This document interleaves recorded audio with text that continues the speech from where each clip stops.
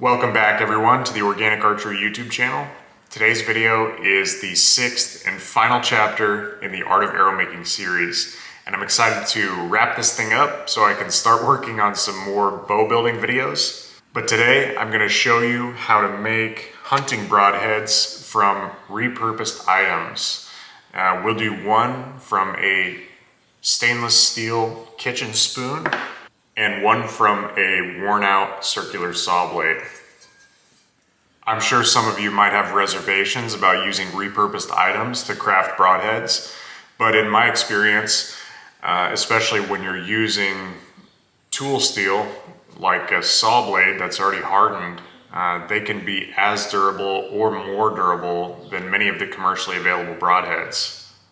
Here's a quick slideshow of some of the deer who have met their end by one of my arrows that were tipped with either 18-8 stainless steel kitchen spoons or repurposed saw blades.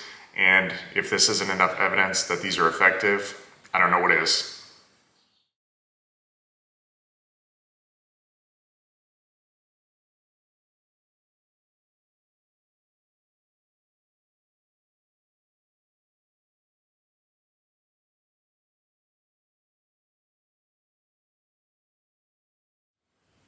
I've even got some points made from the hardened saw blade steel that have been through 2 or 3 deer and they're still in great shape. It holds an edge very well and it's very resistant to rolling over. I would say the saw blade is the superior option. The stainless steel tends to be a bit softer, so it requires more upkeep to keep it sharp. And I'm sure if you impacted a hard object dead on, it would probably roll over. But for a well-placed shot, it's more than durable enough and it will break bones. This is a thick soup spoon. I should have an image here of the difference between a thin spoon and a thick spoon, but you're going to want to find one with some mass.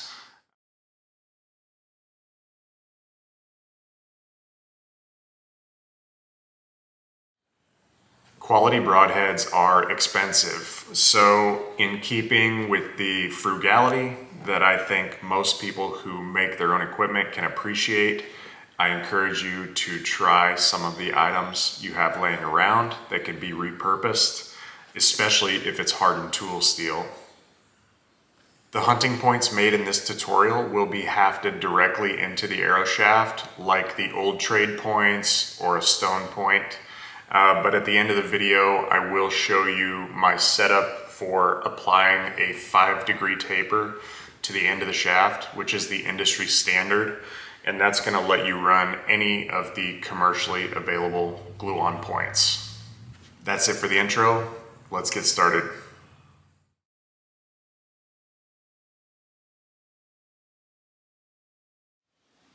All right, here are the tools I like to use for this process. You're more than welcome to use a cold chisel and a hacksaw, but I like to use a grinder with a cutoff wheel.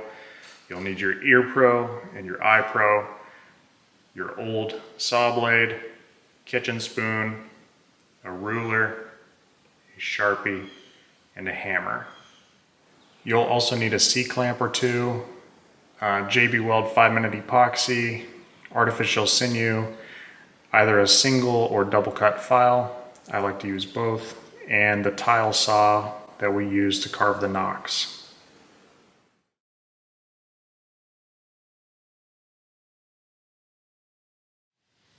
Let's start this one off with the kitchen spoon broadhead.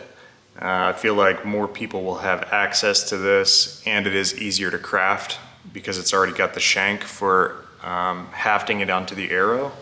One important note about the kitchen spoons is hopefully you can see just how thick that spoon is. I mean, this is pretty substantial, and you can get these at many of the big box stores for about anywhere from 75 cents to $2 a piece. But just do your due diligence and make sure not to get those paper thin ones because they're not strong enough for big game hunting. First order of business is just to flatten it out.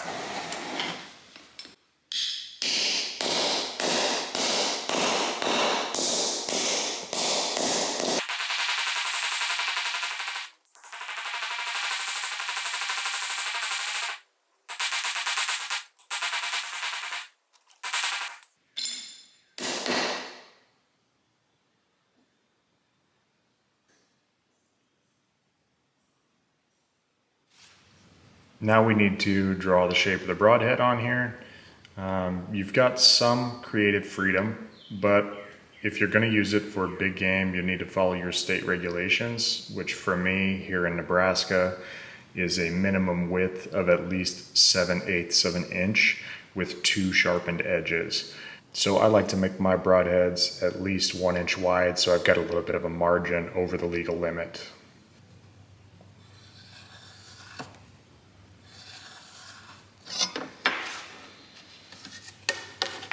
The shank is more important than hitting perfect center out here on the end, because this is just kind of arbitrary and you shape the whole arrowhead around the shank so you get a true spin. I like to bevel the trailing end of the arrowhead so I have a little extra material to fine tune the weight later on if I need to.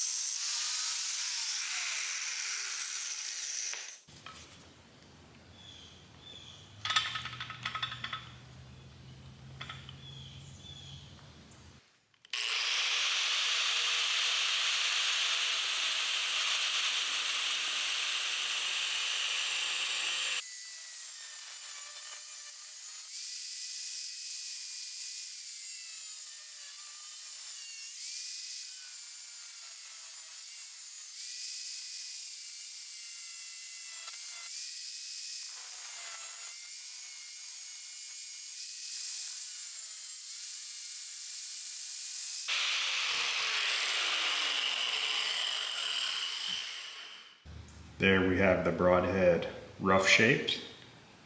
Don't worry too much about making it absolutely perfect with the grinder. These stainless steel spoons are pretty easy to shape with a file. Now you have the option to file either a single bevel or a double bevel onto these. I've come to prefer the Ashby style single bevel with the Tonto point, but so long as it's legal, you do whatever you like.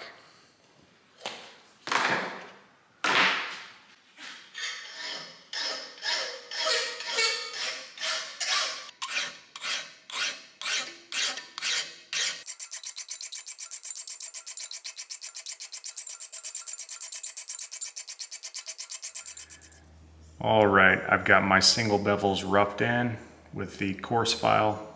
Now I'm going to true them up with the fine file and put the Tonto point on.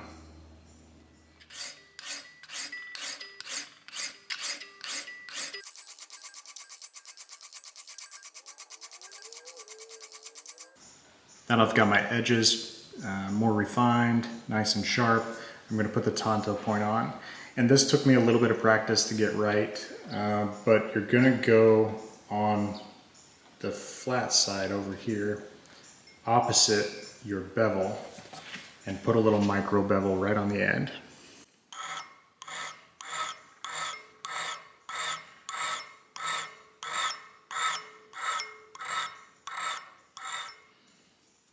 And then do the same on the other side.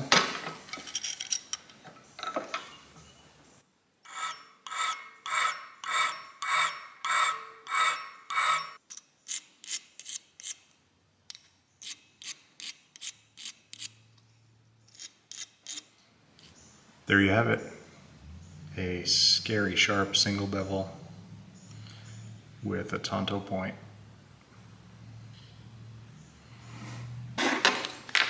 Last thing I'm going to do is mark about where the shank starts. Now I'm going to haft the arrow, about 1/4 of an inch up into here. So from here, I like to do a 3/4 of an inch shank. That gives me 1 inch of hafting material when it comes time to put it on the arrow.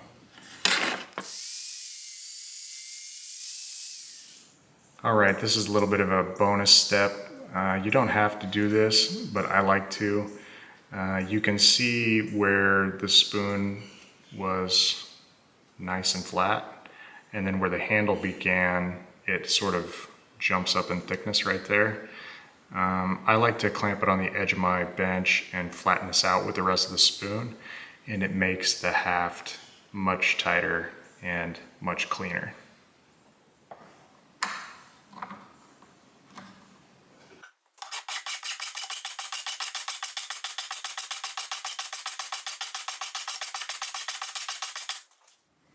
There's the finished product. These spoon broadheads are not going to win any beauty contests, but I can promise you, you do not want to be standing in front of that thing. They usually finish out at around 165 to 185 grains, depending on the thickness of your spoon. You can reduce the weight by shortening the shank, taking material off the back side here, or just using a different shape in general, smaller dimensions. But that's it for the spoon. So let's move on to the circular saw blade, which is a very similar process, but it makes a far superior broadhead, in my opinion.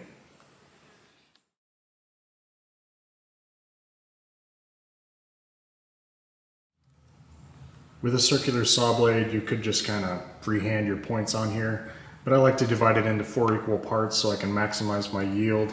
And I'm just using the little cooling marks or whatever these are and splitting it into quarters. If you want to, you can break the saw blade down even further so all of your points are perfectly uniform. Looks like I'm going to get 16 broadheads out of this blade, which will keep me stocked with broadheads for several seasons to come. I'm going to go ahead and cut out 6 of these because I want to turn all 6 of those Eastern Woodlands arrows I fletched up in the last chapter into my hunting arrows this year.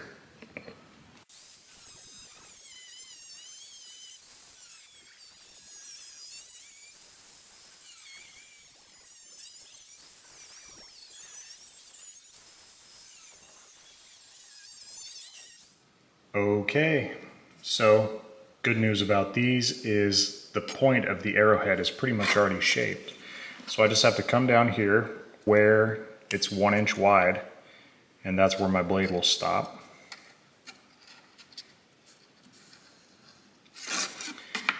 Now, go to the center of that and run a straight line down from the point.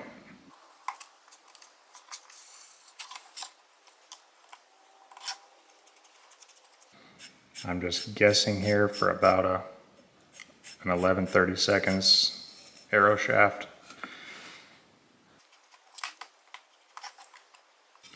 Okay, this mark here is 1/4 inch down.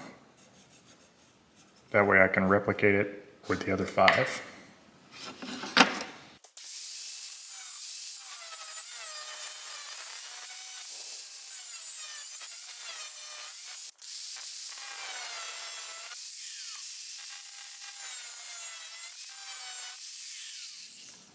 All right, we're back at the vise. The good news with the saw blade trade points is everything is already perfectly flat and uniform, so we're just going to move right into establishing the single bevel.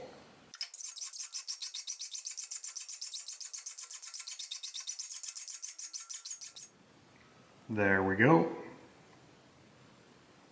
Now let's make the Tonto point.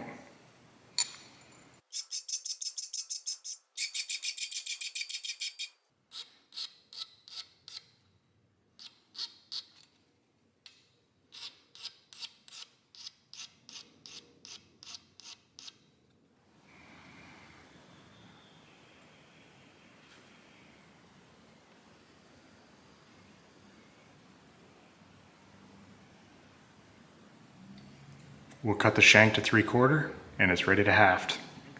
One more quick note is I like to dress up the edges here just a little bit and smooth them over so that there's no sharp corners to cut my hafting material.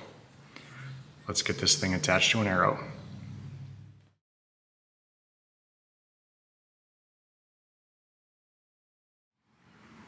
There are, of course, some very old superstitions about whether you should haft the blade in line with the bowstring or the ribs of the animal or perpendicular to the bowstring.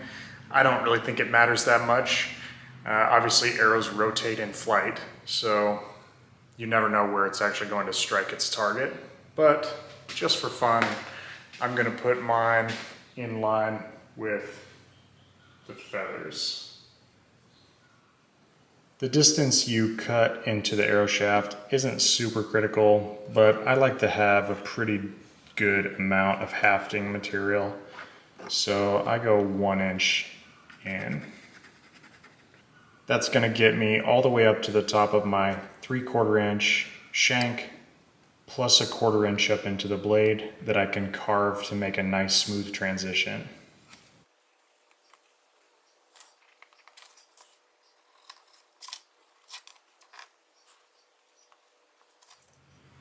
If you saw the river cane chapter, you remember I plugged them with a piece of hardwood, and that's for this purpose right here.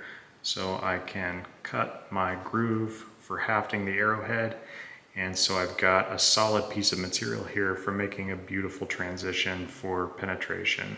So I'm gonna go ahead right now and just take my time and cut this 1 inch slot as perfectly as I can manage.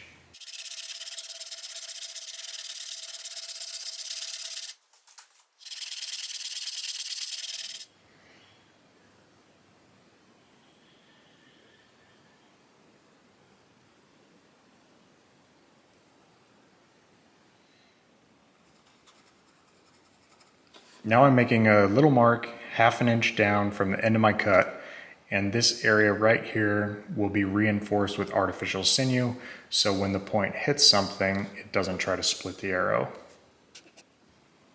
I'm gonna mix up a little JB Weld 5-minute epoxy. I like the epoxy because it has an extended working time and it allows me to get the point spinning very true before it sets up. I like to do each of the arrowheads with its own individual spot of glue, because if you try to do all 6 of them with the same batch, it will set up before you get finished.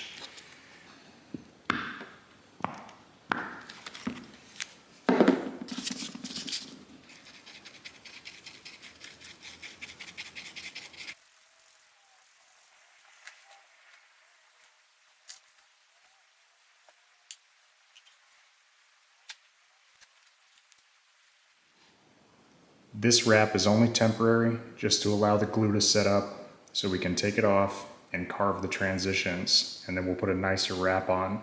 But now's your chance while the glue is hardening to make sure this point spins perfectly true, which is probably the most important part about the broadhead. If it doesn't spin true, you'll get poor arrow flight. So let's check it and adjust as needed.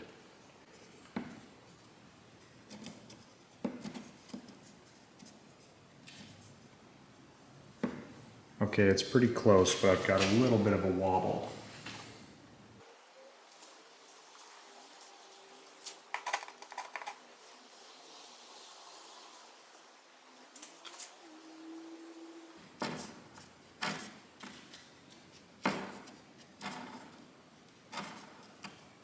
Now that it spins perfect, I'm going to clean up all this extra glue so I don't have a mess later.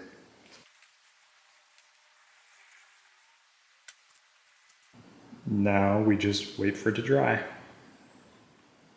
While I'm waiting for the glue to dry up on the river cane arrow, I'm going to go ahead and haft this spoon into a wooden shaft.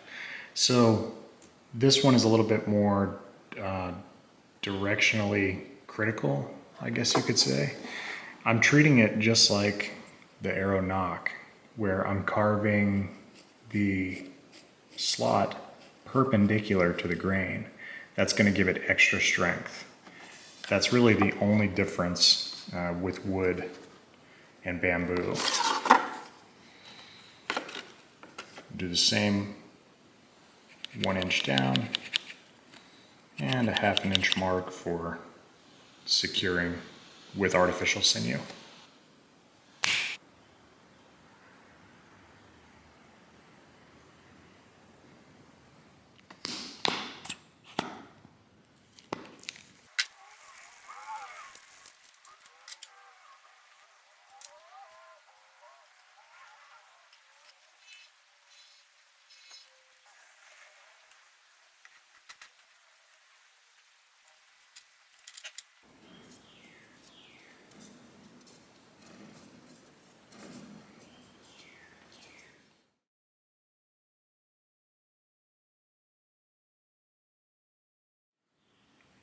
So it's been about a half an hour. I know it says 5-minute epoxy, but I like to give it a little longer. Should be good and set up by now though, so take off this temporary wrap. You can see this hard edge right here. That prevents the arrow from penetrating. So it gets hung up as it slides through. We're gonna make this nice and smooth and slick so there's no resistance upon entry.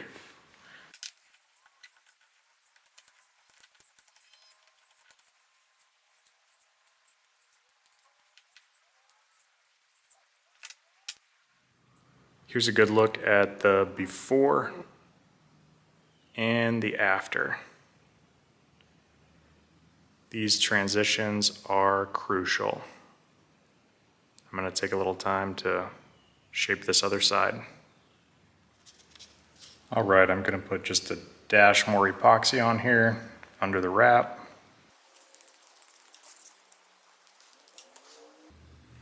And this one's for real, so let's make it pretty.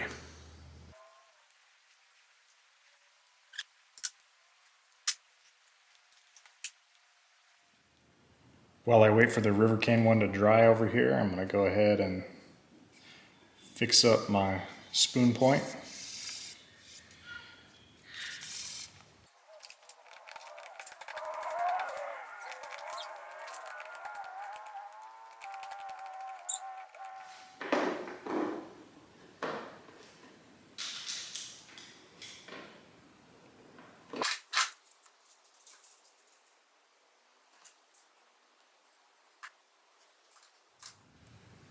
Here is the saw blade trade point, all finished up. Spins true. Nice, smooth transition. Here's the spoon.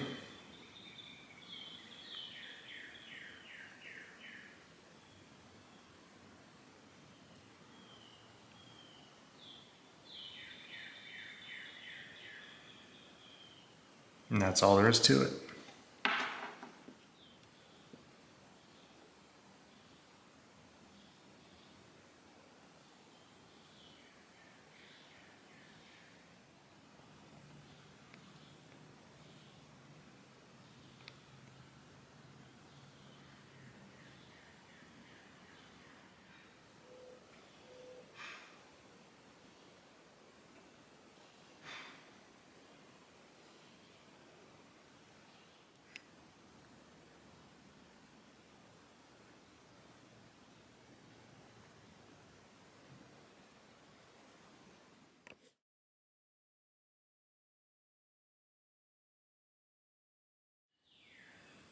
First, I want to show you guys my travel repair kit for arrows. I take this on the road with me anytime I'm hunting or shooting far away from home.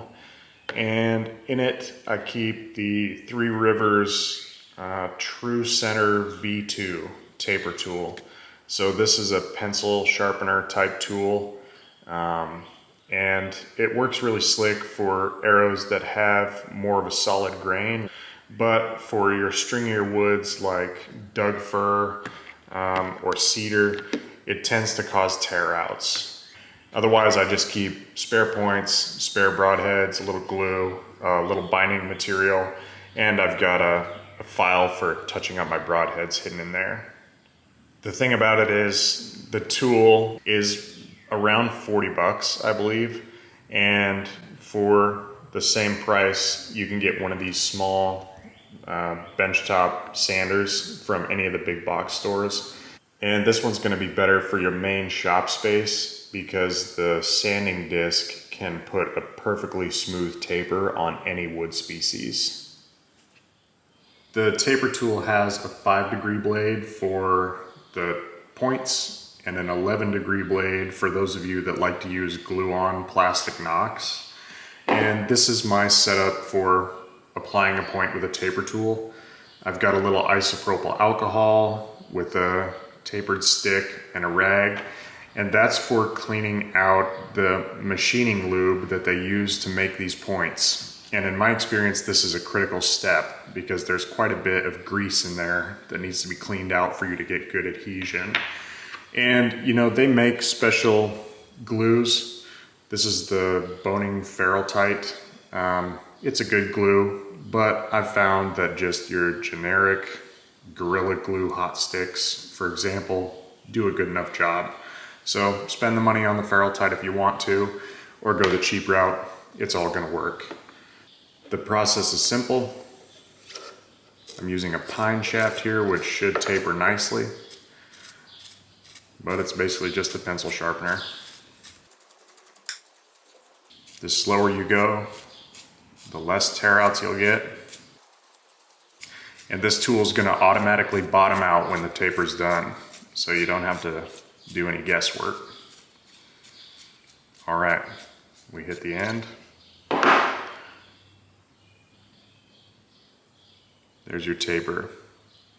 You can see even with pine, and you know, pine is fairly cooperative, it's getting quite a bit of tear outs. And I always keep a fresh blade in there, so I know it's not dull. But with Doug fir and cedar, these tear outs can be extreme.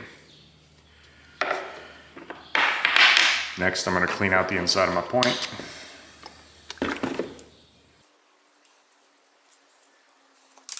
Let that dry for a moment.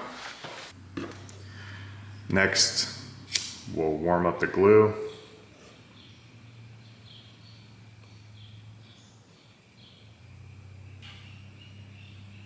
Apply a generous amount.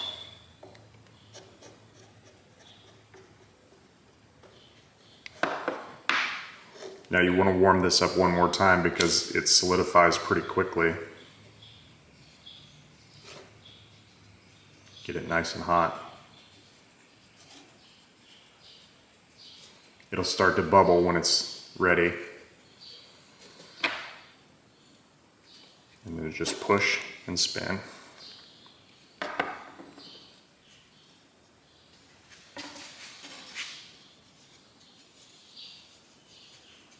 There you go. This is my preferred method when I'm in my shop, and you'll see shortly how much better of a job it does. But this is just the standard deck that comes with these cheap sanders and a piece of scrap aluminum angle I had laying around. And I set the 5 degrees with a compass and permanently attached it to the base. Probably the most important thing about this setup is you want to make sure you're cutting on the downside of the rotation. You can see the rotation arrow here. So I want my arrow to get cut on this side. If you try to cut it on the upward side, it just pulls it out of your hands. You've got a speed adjuster right here. So I'm gonna come here to the downward side where it pushes the arrow shaft down into the jig. Watch your fingers.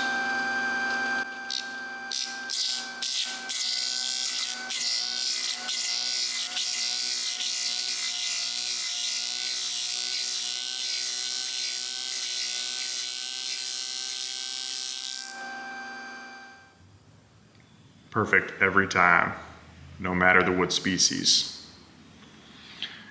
Gluing on the point is exactly the same. Clean out the manufacturing grease, apply a copious amount of glue, warm it up, rotate the point, and you're done. That's pretty much it, guys. As you can see, if you've already got the tools, it's a pretty simple process. The design options for your trade points are pretty much limitless if you don't plan on big game hunting. But if you do, you'll need to take your state regulations into consideration so you make sure you're building legal hunting points. I tend to do about 3 times as long as they are wide.